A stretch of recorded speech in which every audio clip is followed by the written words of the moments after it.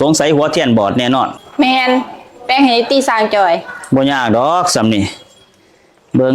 กรณีหัวเทียนบอดนี่มีแต่ว่าเฮาสูบลมย่างหนาตึงๆนี่สูบมันตึงๆนี่อาการหัวเทียนบอดมันก็สิกลับมาดีเองได้แล้วบัดนี้เอาลองติดเบิ่งก็สิได้อีดอกโอ้ได้แล้วสร้างจอย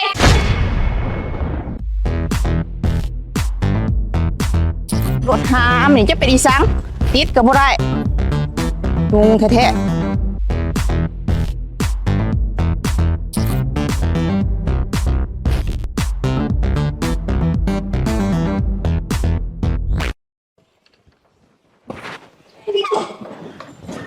สร้างจอยเอ้ยเบิ่งให้ในรถนี่จะมันเป็นอีสังรถนี่ก็ได้ติดก็บ่ได้ใส่เบิ่งมันเป็นจะได้มันเป็นจะได้จักมันเป็นอีสังติดก็บ่ได้เบิ่ง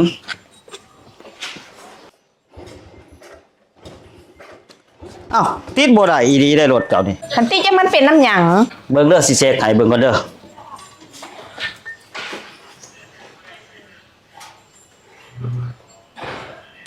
โอ้ยสงสัยน้ำมันเบิดรถเจ้านี่เอาใครเบิ่งหั่นอันข่อยเบิ่งบ่ผิดนี่แม่นน้ำมันเบิดโอ้ยน้ำมันเบิดอีดีนานเห็นบ่ไปซื้อมาใส่ไปขี่รถจังได๋ให้น้ำมันเบิดโอ้ยหาเจ้ยปั๊มก็จะไม่สาดไก่อีแท้ๆย่างจนหาหกรักจังหอดมาใส่สร้างนี่ก็ได้สร้างจอยน้ำมันมาแล้วข่อยอยู่นี่แล้วมาแล้วก็ใส่เลยที่น้ำมันนั่นใส่รถเอาใส่เอาใส่รถซุบใส่รถตีจะก็จะสิโง่หลายเอ้ยเนาะย้ำเฮียซุบจังสิรถนี่จะเป็นโง่เอาแล้วบัดนี้เท่าไรนี่สร้างจอยเอาน้ำ500,000ติเพราะปั๊มน้ำมันมันก็ไกลแน่น่ะโอเคเดี๋ยวสิโอนให้เด้อสร้างจอยบ่เป็นหยังเอารถเมื่อรถแล้วไปเอาเมื่อนี่ไปเอาเมื่อ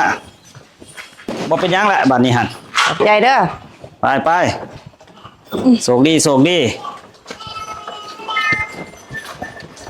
น้ำมันก็ใส่แล้วมันคือจู่เมื่อว่าอีอันนี้อีปึก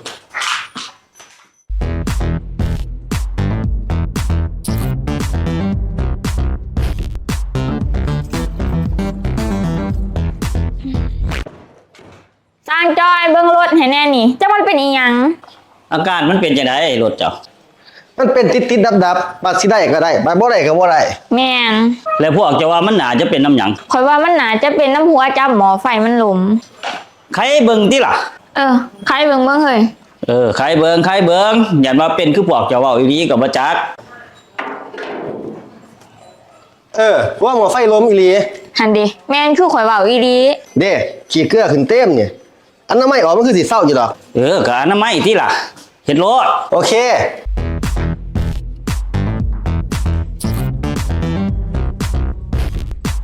เบื้องนั้นน้ำในเด้อเฮ้ยเด้อแล้วละสร้างจอยลองไปสตาร์ทเบิ่งหันบัดนี้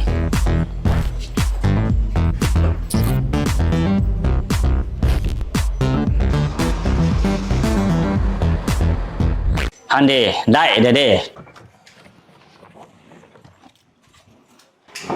ได้ละสร้างจอยเท่าไรได้เนี่ยตัวนี้มีอนามัยหมอไฟเนาะกับมันนี่เอาน้ำ700,000ติโอเคเดี๋ยวโอนให้เด้อขอบใจหลายเด้อสร้างจอยบ่เป็นหยังคันผู้อื่นข่อยเอา2-3 แสนผู้ใดนี่ว่าพวกเจ้าคนกันเองข่อยเอาแต่700,000ขอบใจโอเคกระตัวมื้อนี่เบิ่ง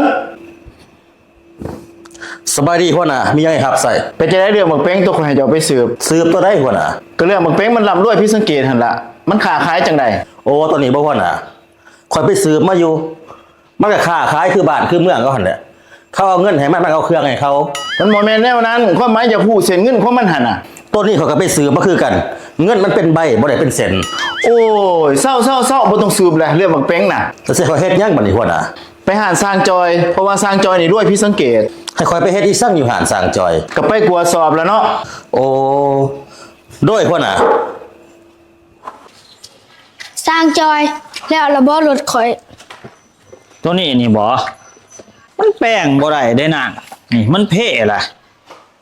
เอาเข่ายำเข่าติดมันก็ยังบ่อยู่มันแป้งบ่ได้แล้ว และสิเฮ็ดจังได๋บัดนี้ เอาเมื่อให้พ้องแป้งเองอยู่เฮือนเด้อ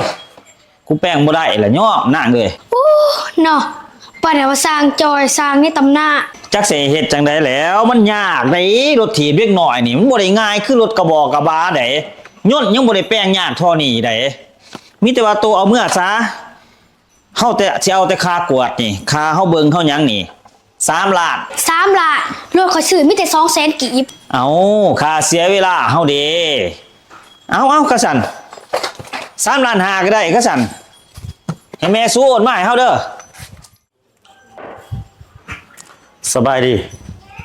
เจ้านี่บ่สร้างจอยซีวิไล คอยนี่แหละสร้างจอยซีวิไลสร้างหันน็อตในตำนานจะได้ คอยตำรวจรับมาจากกองสอบสวน โอ้ย ตำรวจสอบสวนโอ้ย สั้นทอได้ผู้บอกว่าห่านกะล่าจอยซีวิไลนี่ขันต่ำกว่าพันโทนี่ เขาบอกให้มากวาด โอ้ยสั่นข่อยก็บ่ร้ายดอกกำลังได้หมื่นเอกพ่อบ่ซ้ำนี่ ขันสั่นหมื่นเอกขันโอเค ว่าแต่สิมาจะได้ล่ะนี่ เดี๋ยวนี้หัวหน้าข่อยหั่นแซนตำรวจโทหั่นเพิ่นให้มากวาดสอบเจ้า กวาดสอบอย่าว่าสั่นว่าสิเด้อจิน่อยสิว่าบ่ให้การร่วมมือเฮือนข่อยมันบ่มีกระสอบพันนี่มีแต่ทงยางทงขี้เหงื่อนี่คันสิกวาดก็มาเอากวาดคันสิกวาดน่ะบ่มีดอก โอ้เฮือนเจ้านี่มีแต่ทงยางอีหลีเนาะกระสอบบ่มีพ่อหน่วยได้แม่นบ่ แม่น จิบหายจะได้สิกวาดสอบได้บัดนี้แสดงว่าข่อยนี่บ่มีสิทธิ์กวาดสอบจะได้เนาะเจ้าบ่มีกระสอบ แม่นอย่ากวาดสอบมันบ่มีกระสอบให้กวาดดอกมีแต่ทงยาง สบายดีหัวหน้า จะได้เรื่องให้ไปกวดสอบสร้างจอยหัน โอ้ยไปกวาดมาแล้ว ได้เรื่องบ่ บ่ได้กวาดสอบซะหัวหน้าเขาบ่มีกระสอบให้กวาดมีแต่ทงยางเขาเลยบ่กวาด อ้าวบักเว้มึงคือว่าจังซั่น ก็สิให้ว่าจังได๋ซั่นแค่หัวหน้าว่าให้ไปกวาดสอบ มันบ่มีสอบข่อยก็บ่กวาดเลยมีแต่ทงยาง โอ้ยกูหมายถึงให้มึงไปกวดสอบ หมายถึงมึงไปกวดสอบเขาหั่นน่ะ ก็ข่อยไปกวาดสอบเพราะหั่นแหละเดี๋ยวนี้นี่แต่ว่ามันบ่มีสอบให้กวาดหั่นน่ะ กูบ่ได้ให้มึงไปกวดสอบ กูให้มึงไปกวดสอบเขา ก็ไปกวาดสอบนั่นแหละแต่มันบ่มีกระสอบจะไปกวาดสอบจังได๋ โอ้ยหมายความว่าสร้างจอยหันด้วยพิสังเกตหั่นน่ะ แล้วจังได๋ล่ะบัดนี้ ก็ให้มึงไปกวดสอบเขาด้วยพิสังเกต ห้วยก็ยังว่ามันบ่มีกระสอบก็ยังสิให้กวาดสอบอยู่ โอ้ย มึงฟังกูดีๆเด้อ กูบ่ให้มึงไปกวดสอบดอก ให้มึงไปกวดรถเขาซะ มันเป็นจังได๋ กูสงสัยว่าสร้างจอยสิฆ่ารถเถื่อน แล้วสิเฮ็ดจังได๋หัวหน้า ก็ไปกวดที่ไปที่มาของรถเขาตีรถเขาเป็นเท่าไหร่คัน โอ้บอกแจ้งจังซี่แต่ต้นเลยก็แล้วหัวหน้าเอ้ยเฮ็ดให้งงอยู่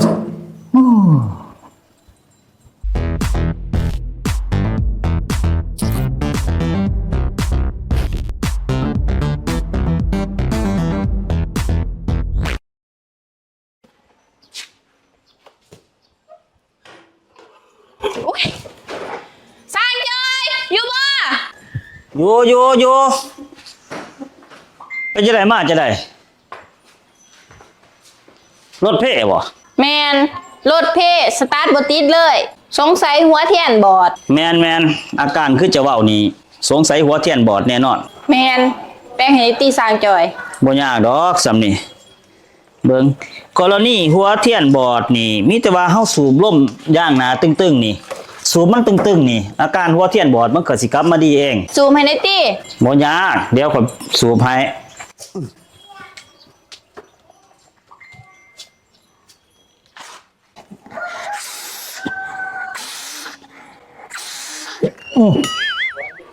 ได้แล้วบัดนี้เอาลองติดเบิ่ง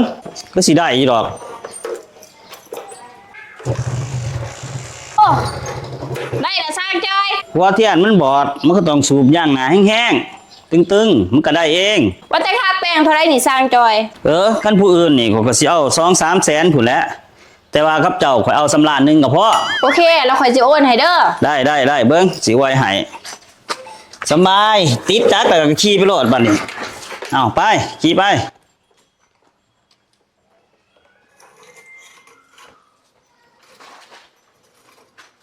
เอาอีกแล้วรถติดจักรได้ก็บ่ยอมขี่จูงไปอีกแล้ว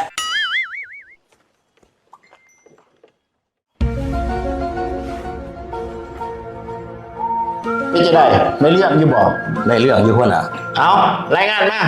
เรื่องรถเราที่ไปที่มาอันเป็นจังซี่เนาะ บอกมาเบิ่งไว้ รถหันเนาะคือตอนเช้าแล้วสิขี่มาแต่เฮือนเราเนาะแล้วก็มาจอดอยู่กะลาเราหันสวยๆมาหน่อยหนึงประมาณ 7-8 โมงนี่แล้วก็จะขี่รถคันเก่าที่เราขี่มาหันไปส่งลูกอยู่โรงเรียนจากนั้นหันเนาะเราก็จะขี่วนเวียนในแถวนั้นแหละบ่ได้ไปได้มาทางใดดอก แล้วเป็นจะได้ต่อละบัดนี้ ก็มีแต่ซ้ำนั่นเลยหัวหน้าที่ไปที่มาของรถเรา ตัวเอ้ยกูต้องไปกวดสอบที่ไปที่มาของรถเรา ก็ซ้ำข่อยไล่งานเลยเราบ่ได้ไปใกล้ดอกซ้ำข่อยไล่งานให้หัวหน้าฟังหั่นแหละ กูผิดเองแหละที่ใส่มึงน่ะ ก็สิเจ้าตัวผิดต่อข่อยเฮ็ดถูกเบิดแหละ แม่นควางมึงสัน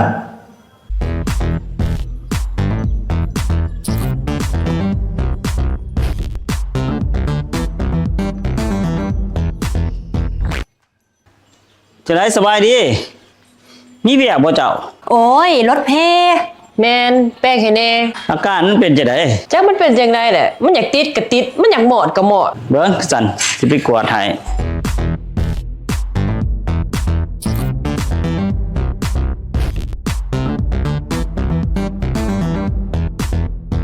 ค่อยกวดเบิ่งคักละเอียดและรถพวกเจ้าหันปกติหมด แล้วมันสิเป็นน้ำยังสั่นสร้างจอย แมน จักเจิกอีสังกับปกติหมด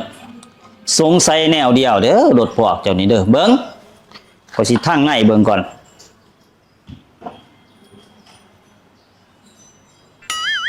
โอ้ยคักแล้วรถเจ้ามันบ่ได้เป็นหยังดอก